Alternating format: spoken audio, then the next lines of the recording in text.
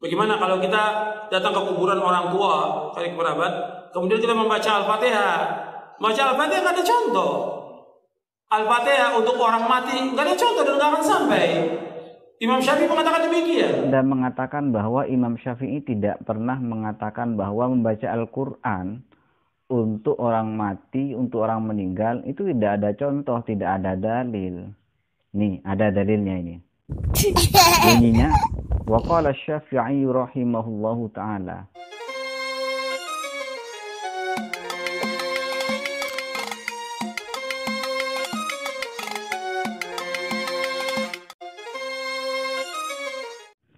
Apa yang barusan kalian dengarkan dari video tersebut, bahwa membaca Al-Fatihah, mengirimkan bacaan surah Al-Fatihah kepada kedua orang tua, kepada sahabat tetangga yang sudah meninggal, itu tidak ada contoh, itu tidak ada dalil.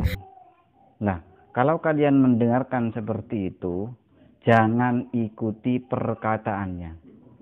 Jangan amalkan perkataannya yang mengatakan membaca Al-Fatihah dikirimkan kepada orang tua, tidak ada contoh dari Rasulullah SAW. Wahai saudaraku yang ada di video tersebut, kalau Anda memang mempunyai kebodohan, maka jangan pelihara kebodohan tersebut. Jangan bodoh-bodohi masyarakat awam dengan fatwa engkau yang... Perlu diketahui bahwa sudah berapa banyak, beribu-ribu masyarakat, bahkan berjuta-juta masyarakat yang mengirimkan bacaan surah Al-Fatihah kepada saudara yang lain. Mengirimkan Al-Fatihah kepada orang tuanya. Mengirimkan surah Al-Fatihah, Yasin, atau surah-surah yang lain kepada yang sudah meninggal. Oke, dengarkan dalil hadis ataupun Al-Quran yang akan kami bacakan. Mungkin saya butuh 3 atau bahkan lebih dari 3 agar supaya Anda bisa paham tentang fadilah, manfaat bacaan Al-Fatihah yang dihadiahkan kepada keluarga yang sudah meninggal.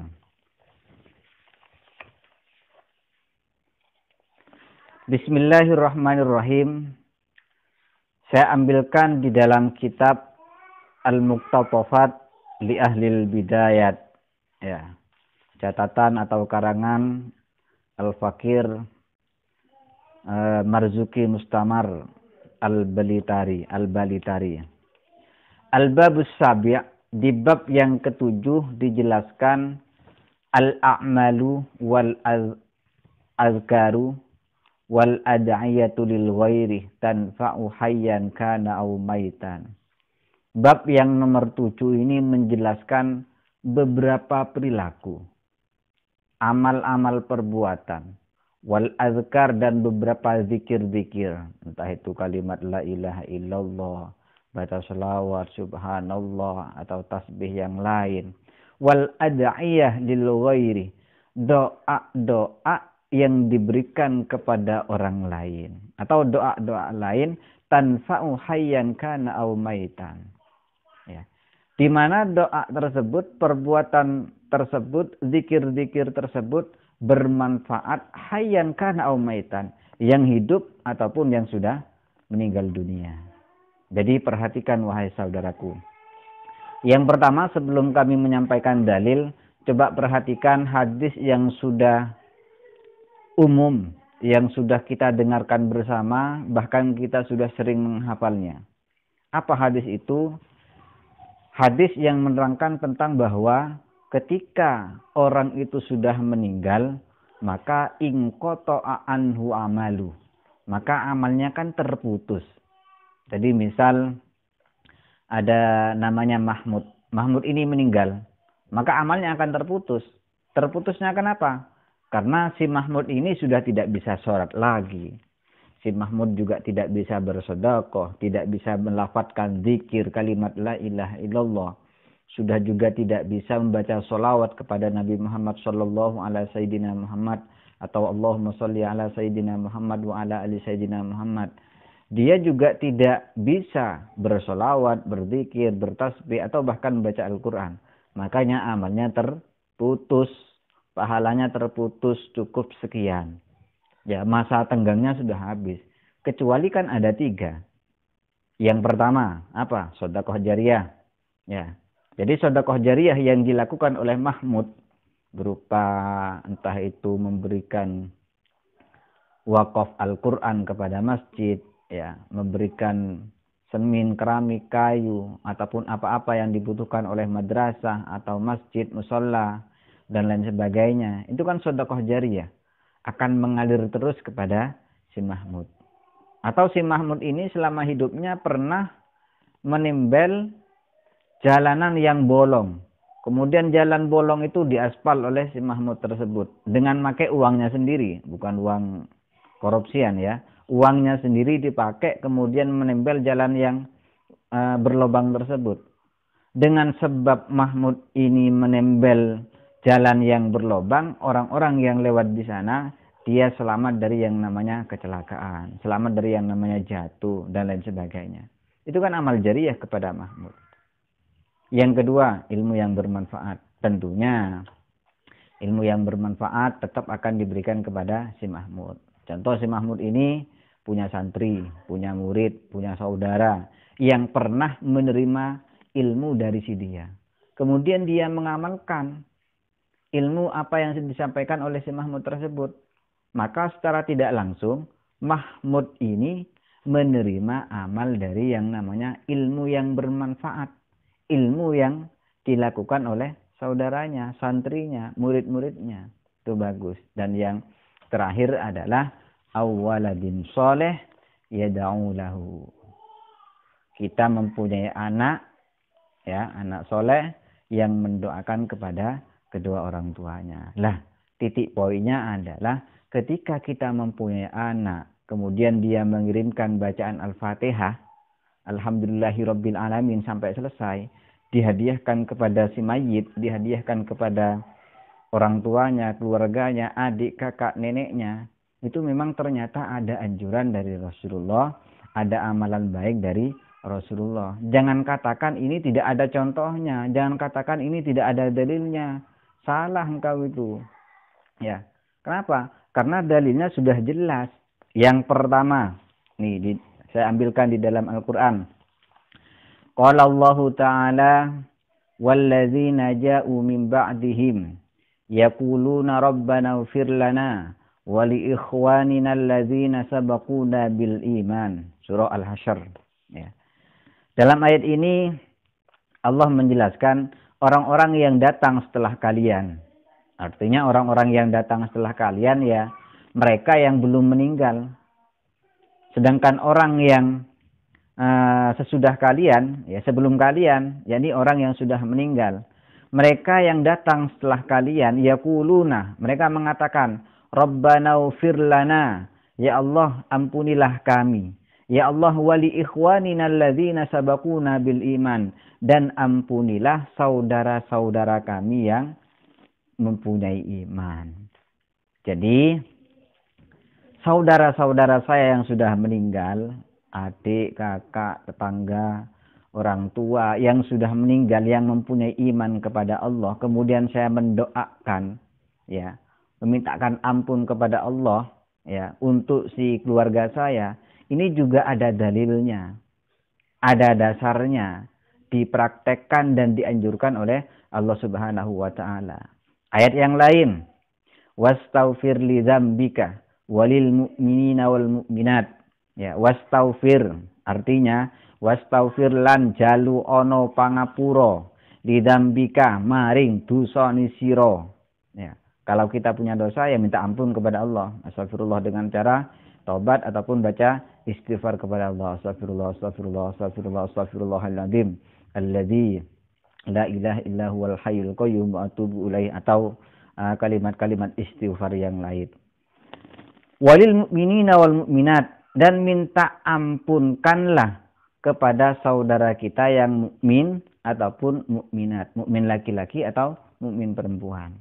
Jadi saudara-saudara kita yang sudah meninggal itu bisa kita mintakan ampun kepada Allah Subhanahu wa Ta'ala, karena dalilnya sudah jelas. Wastaghfir li dzambika, walil mu'minina wal mu'minat. Minta istighfar untuk dirimu sendiri dan untuk orang mukmin lainnya. Udah jelas. Kemudian yang datangnya untuk Nabi Ibrahim, wa qala ta'ala ihbaran an Ibrahim alaihissalam, Rabbana ighfirli wa liwalidayya walil mu'minina yauma yaqumul hisab. Ya Allah, ampunilah dosaku dan kedua orang tuaku serta orang-orang mukmin. Ya. Nabi Ibrahim mengatakan seperti itu, berdoa seperti itu untukku, untuk orang tuaku dan untuk saudara-saudaraku yang mukmin. Ini kan bagus. Ya. Jadi bahkan di dalam hadis lain, kalau memang engkau mengatakan bahwa baca surah Yasin, baca surah Al-Fatihah tidak ada contoh, tidak ada dalil dari Rasulullah, berarti Anda yang salah. Berarti Anda yang membodoh-bodohi umat. Hadisnya apa? An Muqal bin Yasar radhiyallahu anhu, man qara'a Yasin ibtigha'a wajhillahi ta'ala ufira lahu ma taqaddama min dzambihi faqra'uha inda mautakum surat Yasin. Artinya, barang siapa yang membaca surah Yasin karena mengharapkan ridho Allah Subhanahu wa taala, maka dosa-dosa yang terdahulu yang telah ia kerjakan akan diampuni oleh Allah Subhanahu wa taala. Dan bahkan maka bacalah surah Yasin ketika ada orang yang mati di antara kalian. Hadis lain, Iqra'u ala mautakum Yasin. Bacalah surah Yasin terhadap keluarga kalian yang sudah meninggal. Lah, ini sudah berapa dalil ini? Sudah banyak dalil. Dalil yang berikutnya datang dari Abi Abdurrahman bin Auf bin Malik radhiyallahu anhu qala Rasulullah sallallahu alaihi wasallam ala janazatin fahafidtu min du'aihi. Dari Abi Abdurrahman bin Auf bin Malik radhiyallahu anhu, Rasulullah pernah mendoakan salah satu jenazah. Jadi pada zaman Rasulullah ada orang yang meninggal, kemudian Rasulullah itu berdoa untuk orang yang meninggal tersebut. Maka Abi Abdurrahman bin Auf fahafidtu min du'aihi. Doa yang dibaca oleh Rasulullah itu dihafalnya. Wa huwa yaqul, apa doanya? Allahumma ighfir lahu warhamhu wa'afihi wa'fu anhu wa wasi' madkhalahu wa usilhu bil ma'i wasalji wal baradi wa naqqihi minal khotoya, sampai selesai. Kemudian Anda mengatakan bahwa Imam Syafi'i tidak pernah mengatakan bahwa membaca Al-Quran untuk orang mati, untuk orang meninggal itu tidak ada contoh, tidak ada dalil. Nih, ada dalilnya ini. Bunyinya, wa qala Syafi'i rahimahullahu ta'ala wa yustahabbu ay yaqra'a indahu syai'un minal Qur'an. Sunnah hukumnya membaca Al-Qur'an. Ya. Ketika ada orang yang meninggal, sunnah hukumnya membaca Al-Qur'an. Al-Fatihah itu masuk Al-Qur'an apa bukan? Tentu adalah Al-Qur'an.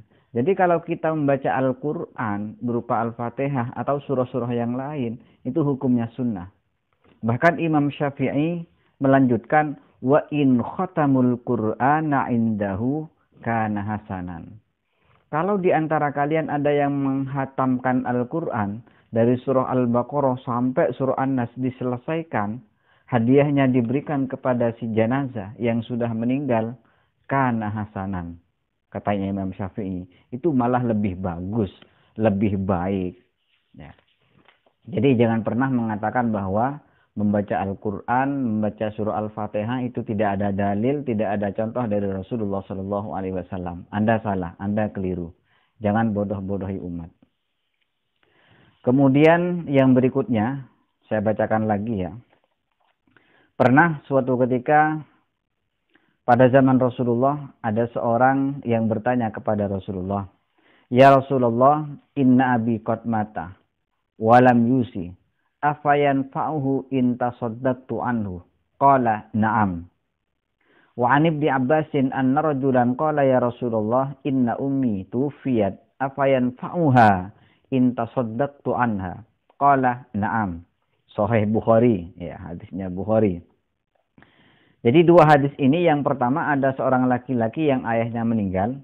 Yang kedua ada seorang laki-laki yang ibunya meninggal.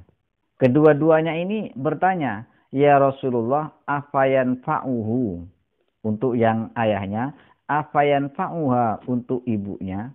Seandainya saya bersedekah untuk ayah atau ibu saya, apakah itu bermanfaat untuk si mayit? Apa jawaban Rasulullah? Naam, iya, pasti bermanfaat untuk ayah atau ibu yang sudah meninggal tersebut. Ini loh dicontohkan oleh Rasulullah. Ada dalilnya dari Rasulullah Shallallahu Alaihi Wasallam. Sekali lagi saya katakan, ketika engkau mengatakan bahwa pembacaan surah Al-Fatihah tidak ada dalil dan tidak ada contoh dari Rasulullah, Anda yang salah. Anda yang membodoh-bodohi umat. Betapa banyak umat yang sudah terbiasa mengirimkan bacaan Al-Fatihah, mobil khusus ketika malam Jumat. Mereka semua mengirimkan bacaan Yasin, Fatihah, Al-Muluk, Tabarak, Waqiah, dan surah-surah yang lain. Itu ternyata ada contoh dari Rasulullah. Dan engkau yang mengatakan tidak ada contoh dari Rasulullah Shallallahu Alaihi Wasallam. Saya ambilkan lagi. Nah, terakhir. Wa an Aliyin qala kana Abu Bakrin yukhafitu bi sautihi qara'a wa kana Umar yujharu bi qira'atihi wa kana Ammar idza qara'a ya'khudhu min hadhihi surati wa hadhihi surah fadukira dzalika lin Nabi sallallahu alaihi wasallam. Dari Sayyidina Ali karramallahu wajhah, apabila Abu Bakar membaca Al-Qur'an, maka suaranya dilirihkan, memelangkan suaranya. Bismillahirrahmanirrahim. Alhamdulillahirabbil alamin arrahmanirrahim. Maliki yaumiddin iyyaka na'budu wa iyyaka nasta'in. Tidak dijelaskan, tidak dikeraskan suaranya. Apa alasannya? Setelah ditanyakan kepada Sayyidina Abu Bakar, maka Abu Bakar mengatakan seperti ini. Qala inni la asma'u man unaji. Sungguhnya saya baca Al-Qur'an dengan lirih ini membaca kepada zat yang akan mendengarkan bacaan saya. Allah adalah Maha mendengar. Jadi tidak perlu saya mengeraskan suaraku. Tidak perlu saya mengeraskan bacaan Al-Qur'anku. Beda dengan Sayyidina Umar. Kalau Sayyidina Umar, beliau membaca Al-Quran dengan sangat lantang, dengan suara yang keras, seolah-olah dia semangat. Apa jawaban setelah ditanyakan kepada Sayyidina Umar, kenapa engkau membaca Al-Quran dengan cara keras, dengan cara suara yang sangat lantang? Beliau menjawab, karena sesungguhnya membaca Al-Quran dengan suara yang keras, suara yang lantang, afzawas syaitan, akan lebih menyemangatkan saya, akan juga mengusir yang namanya setan-setan, dan bahkan lisan ini, mulut ini bisa berolahraga. Itu kata Sayyidina Umar bin Khattab. Bahkan dalam satu riwayat, jangankan suaranya Sayyidina Umar, dehemnya Sayyidina Umar itu bisa mengusir yang namanya setan-setan yang akan mendekat kepada Sayyidina Umar bin Khattab.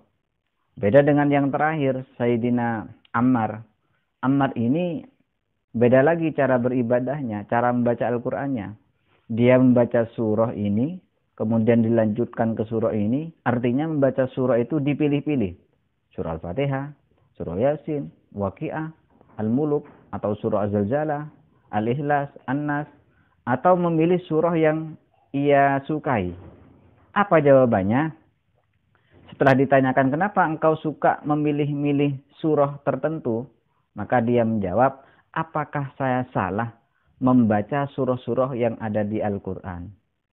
Apa jawabannya Nabi Muhammad SAW? La kulluhu thayyibun. Tidak salah, semuanya itu betul. Yang dibaca dengan model Abu Bakar yang melirihkan suaranya, betul.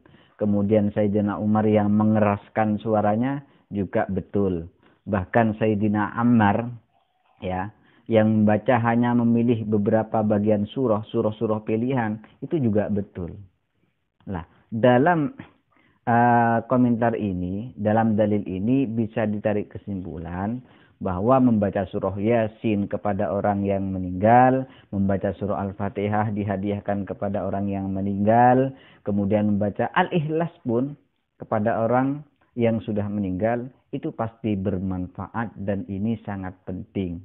Yang tidak manfaat dan yang tidak penting sama sekali adalah orang yang mengatakan bahwa Fatihah bila hadratin Nabiil Mustafa atau kiriman Fatihah kepada ayah dan ibu saya itu tidak ada dalil dan tidak ada contoh.